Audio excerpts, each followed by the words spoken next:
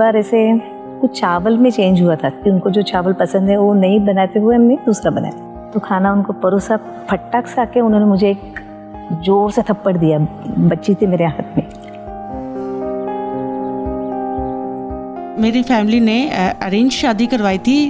मैं 11-12 साल से एक आदमी को इतने साल से झेल रही थी, मारता था, पीटता था, प्रेग्नेंट थी, खाने को नहीं देता था, बहुत मारता था। और मारने के बाद फिर कहता था कि तुम अपने घर जाओ और अपने घर से पैसे लेकर आओ, फिर मैं रखूँगा तुमको। कारण नहीं होता इसके लिए, तैयार नहीं हो तो थप्पड़ मारो, खाना नहीं ठीक है तो थप्पड़ मारो, और अगर गलती से भी कोई चीज़ की बहस कर लो वो तो फिर हड्डी पे ही निकलेगा।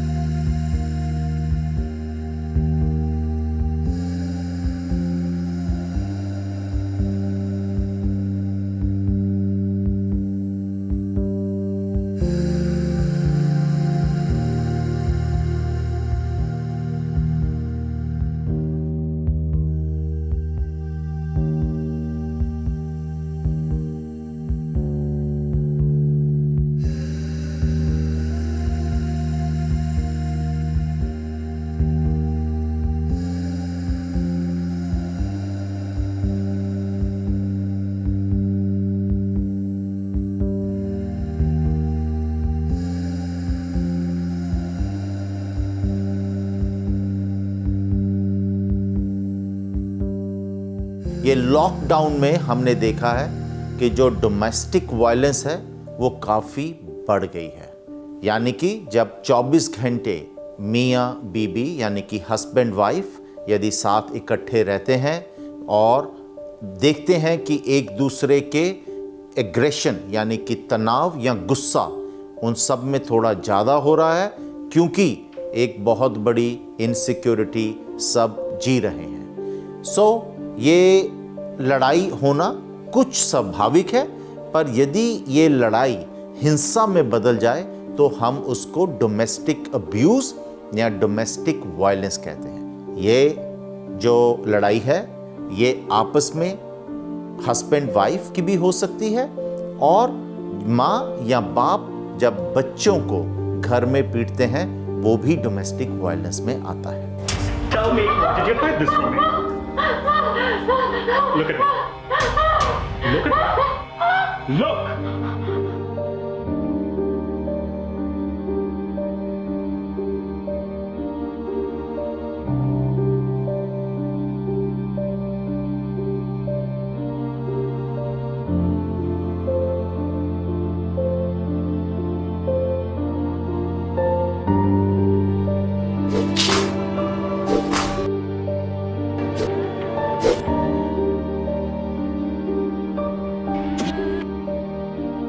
लॉकडाउन के दौरान पिछले 3 साल में एक जो वर्ल्ड हेल्थ ऑर्गेनाइजेशन है उसने एक रिपोर्ट दी है कि लगभग सारे संसार में 60% केसेस जो हैं वो बढ़ गए हैं।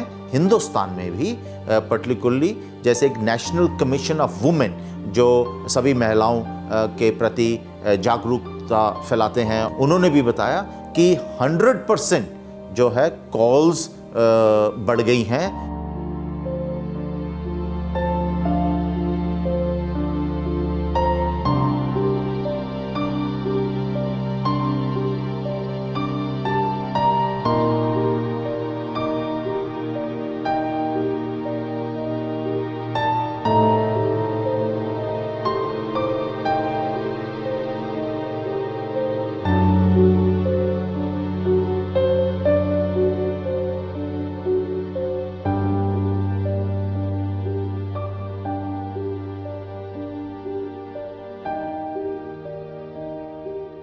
पहली चीज़ तो सरकार ने इसके प्रति हेल्पलाइन बना रखी है।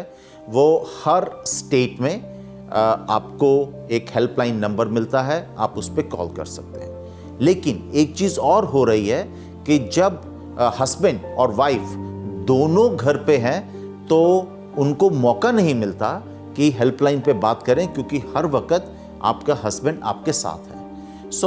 अभी एक दिल्ली सरकार ने एक बड़ा अच्छी चीज़ करी कि उन्होंने एक फॉर्म जो है सारी मदर डेयरीज में और केमिस्ट के पास रखवा दिए। यदि कोई इसका शिकार हो रहा है तो फॉर्म भर के पता कर सकता है।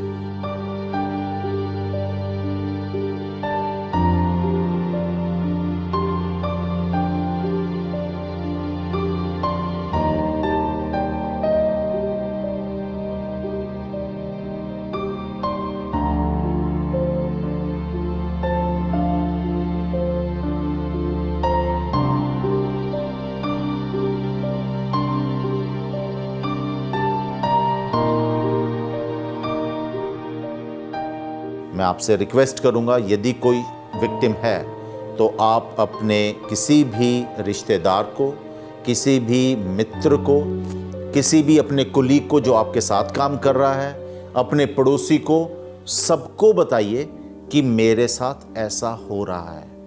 क्यों मैं कह रहा हूं कि यदि ऐसा घर में हो रहा है और आपके बच्चे ये देख रहे हैं, मैं ये आपको बता देना चाहता हूं कि बच्चे भी इसको नॉर्म समझते हुए वो भी आगे ऐसे ही एक्ट करेंगे जब वो बड़े हो जाएंगे। ये ऐसा नहीं है कि ये किसी एक वर्ग के लिए है, ये बहुत अमीरों में भी, जो मध्यम वर्ग के भी हैं, और गरीबों में भी, ये सब जगह है। और सिर्फ ये है कि आदमी ज़्यादातर ये सोचता है कि ये उसका अधिकार है, जबकि ऐसा नहीं है। हम इक्वालिटी में विश्वास करते हैं, बराबरी में विश्वास करते हैं, और मैं सभी को बोलूँगा कि कोई भी इसका शिकार ना